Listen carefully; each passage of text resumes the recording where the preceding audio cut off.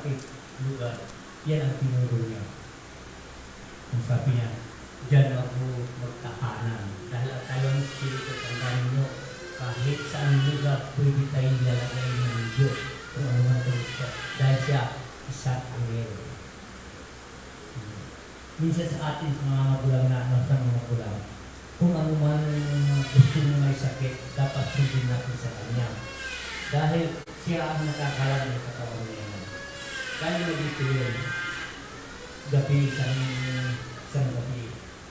Tapos, mahina na siya nakakasalat at kaya sumuso pa siya at kanya niya dito sa buhay.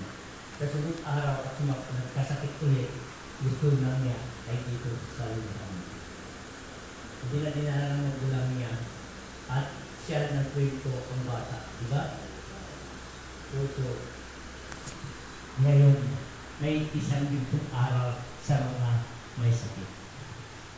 Dito naman sa templo natin, kung kami lang at susubukan niyo na ganito mo, di kami kaya pagdating sa inyo.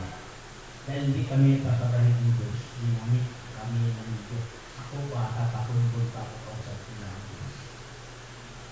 Sabi niya, marami nagsusubok sa akin.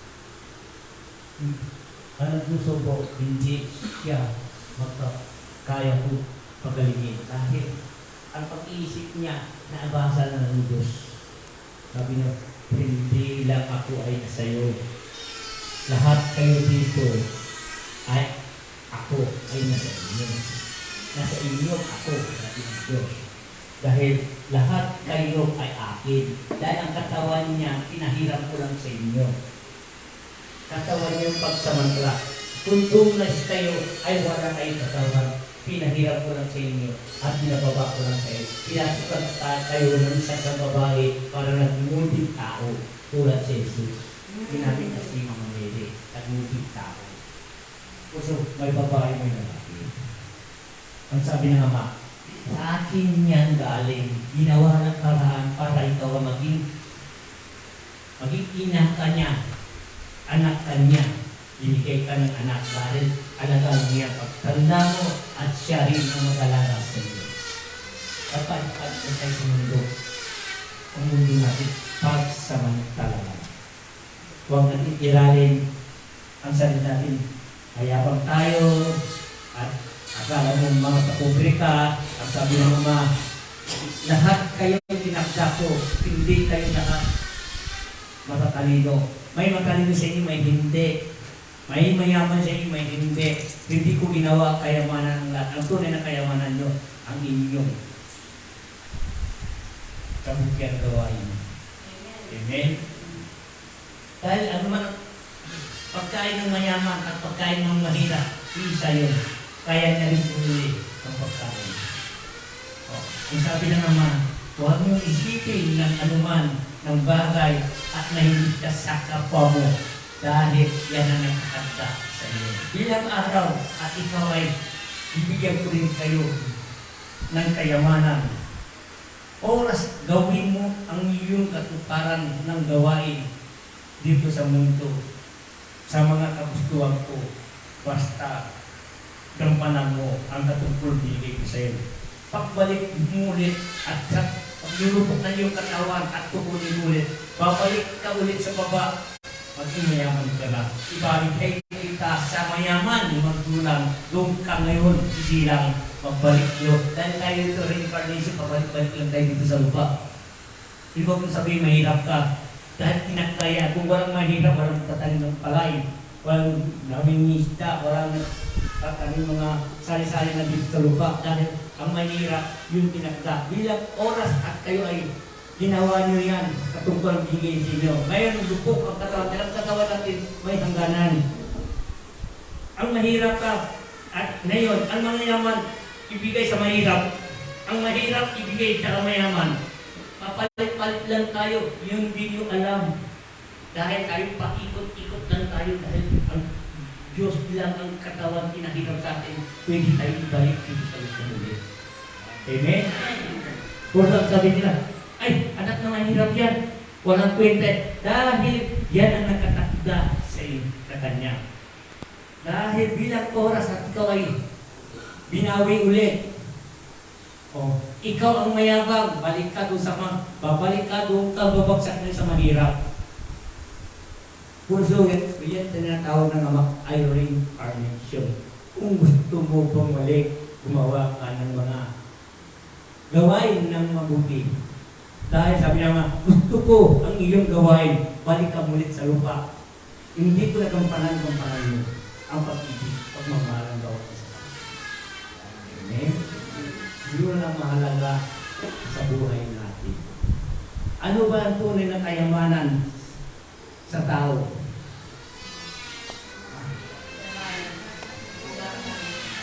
Ano? Yun ang tunay. Kahit mahirap ka, gumawa ka mabuti gawain, pinakamayaman ka sa mayaman. Dahil ang kayamanan niyan, palamuti lang yan. Magagamit mo lang yan, may katawan ka. Oras, pinawin ka na. At yung mga pera, maiwan lahat yan.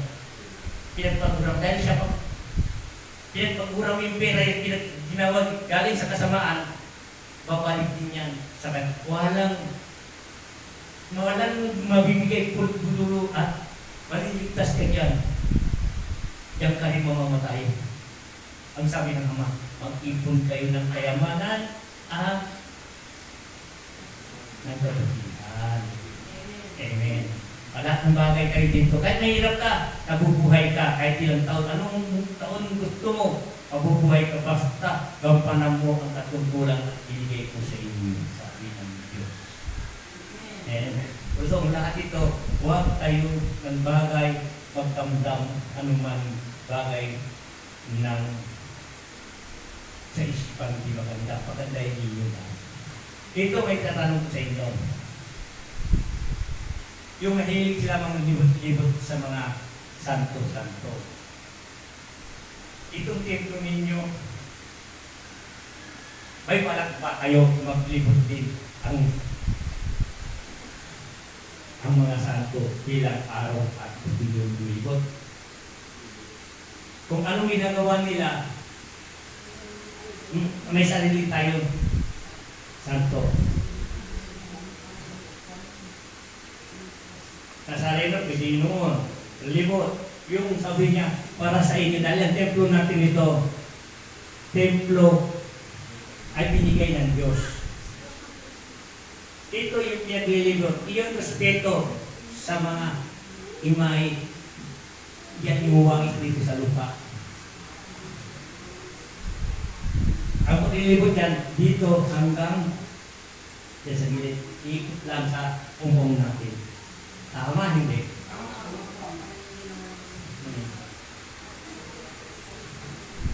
Ano maganda? Yun ni Santo.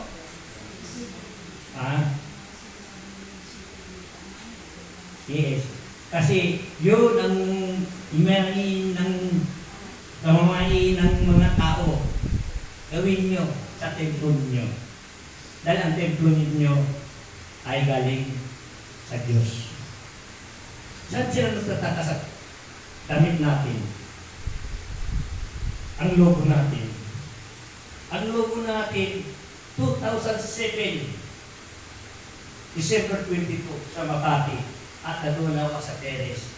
Doon ako, yung isang principal. Di ko alam, nag-ayuno ako, di ko alam kung ilang araw siya nagbilang. Doon ako sa bahay niya. Sabi ko, hindi ako kumakain. Lalo umiiyak si Tatay Pipit, si Joseph Rose. Sabi niya, bakit hindi pa ka pa kumakain? Yan ang bilin sa atin ng Diyos.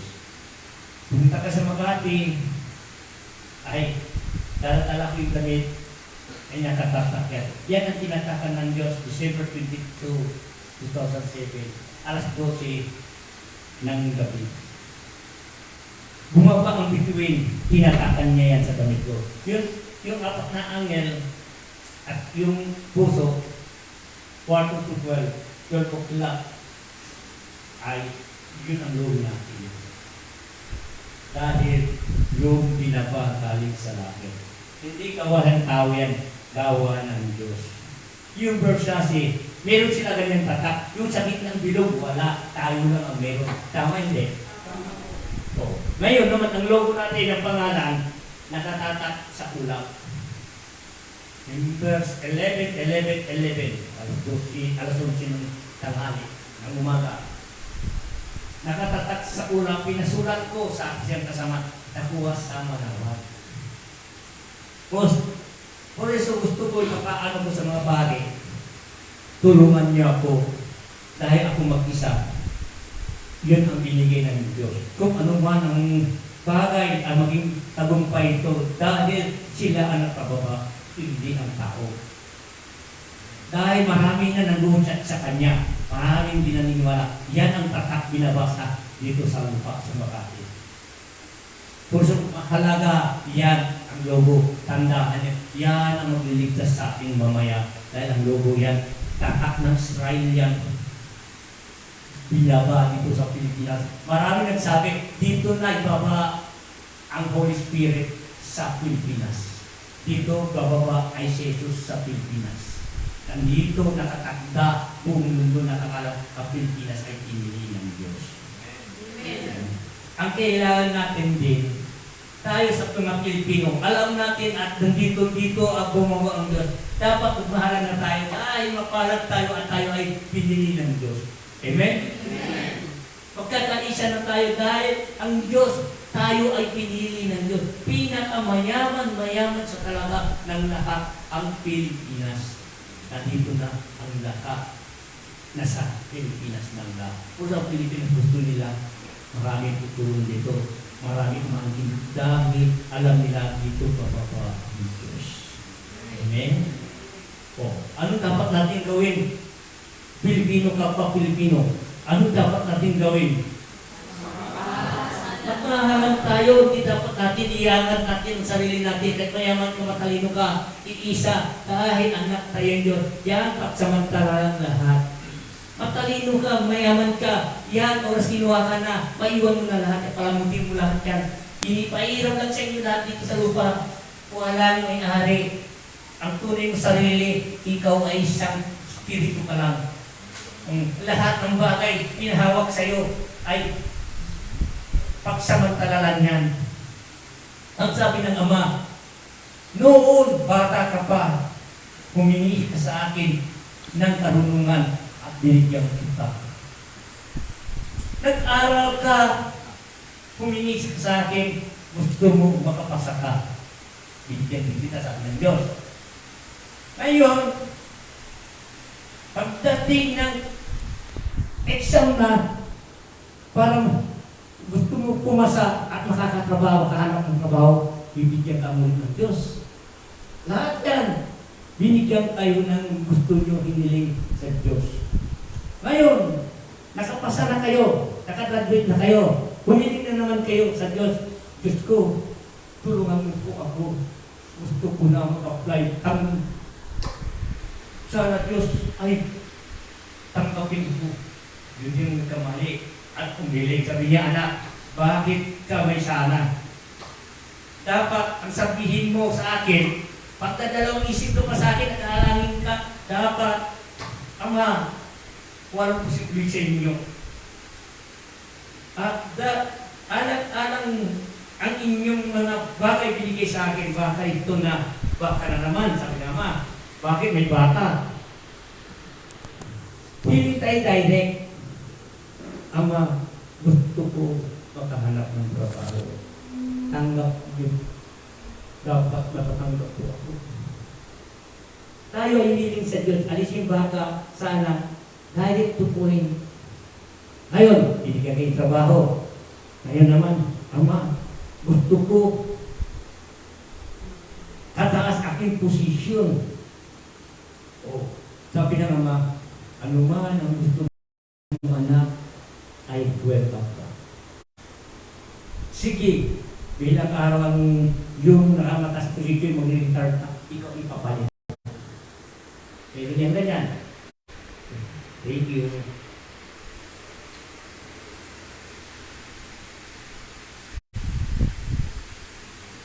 Thank you.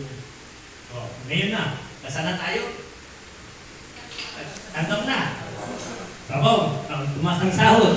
Ngayon tumaas na sahod, tumaas na rin ang kanyang at ugali. Hindi na sila marunong gumalang. Mataas na. Naging mayabang na siya. Nakalimutan niya na ang humingi na siya ang tulong. Purso ang lahat, sabi niya, ay, mahirap yan. Ay, walang kwenta yan. Dahil galing ka doon. Sabi ng ama, anak, ang lahat ng hiniling mo binigay ko. Bakit nag-iba ng ugali mo ngayon? Dahil sa pag-iba mong ugali, diyan kunti-kunti kang mamamatay. Tandaan ninyo, diyan kayo kunti-kunti na mamatay. Dahil puot ugali hindi maganda, ang sabi naman, kung gumawa ka ng masama, ang kabayaran ay kamatay. Sabi yan. Dahil minsan tayo, kung saan ka nang umangat, ay karamihan, nagayabang na. Tumitingin na sila sa yung mga taong nahihirap, nilalait at nililit niya, hindi niya alam, doon siya ang pinanggalingan niya.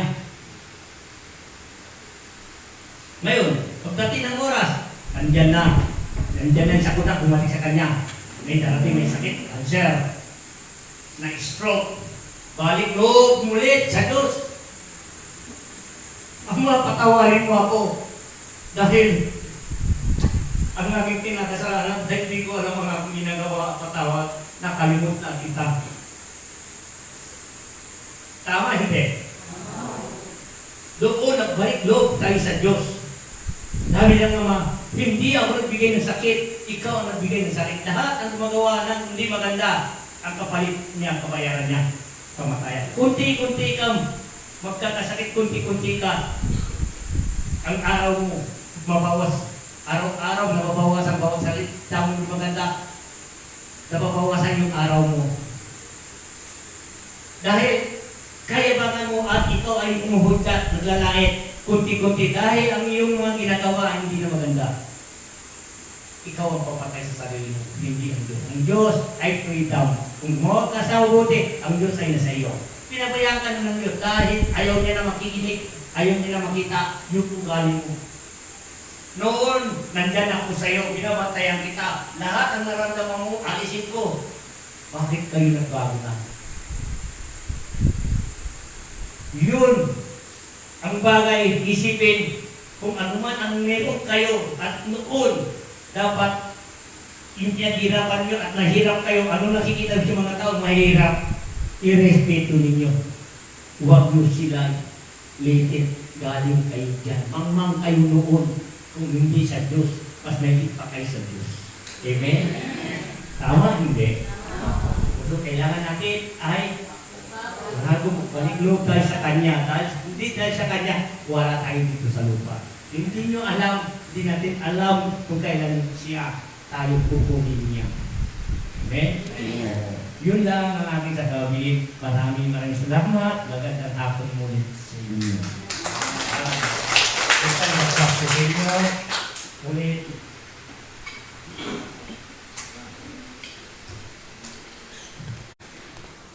Ang basbas ni Jesus at ginamit ako ni Jesus para ay tayo ay malusog, malakas. Ang mga sakit ninyo ay mawawala sa pangalan ni Jesus.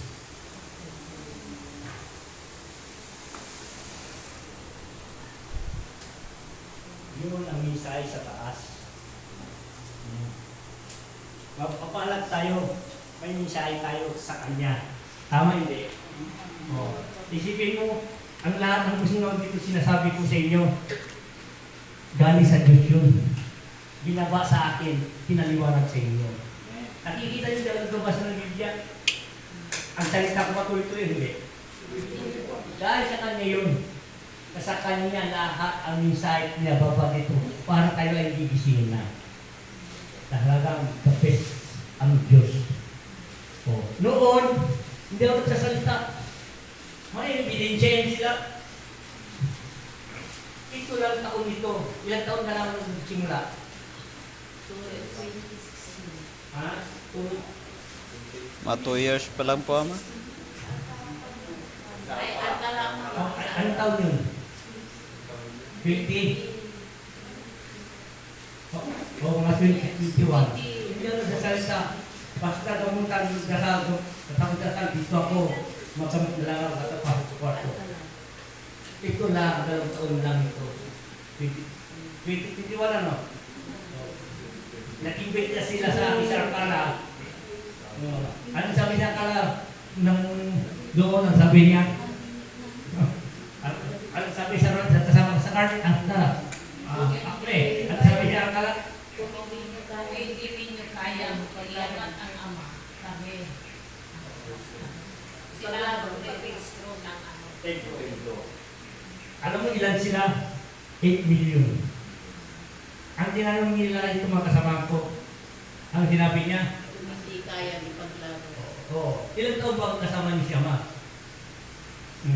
Ano? Yun ang tinanong niya. Ilan taon ba kasama niya? Hindi niyo napalisyon ang templo niya. Yun, gumising sila lahat. Kung hindi niyo kaya kukunin namin Siyama, ipalisyon namin ang kanyang templo. Hindi niyo alam kung sino siya.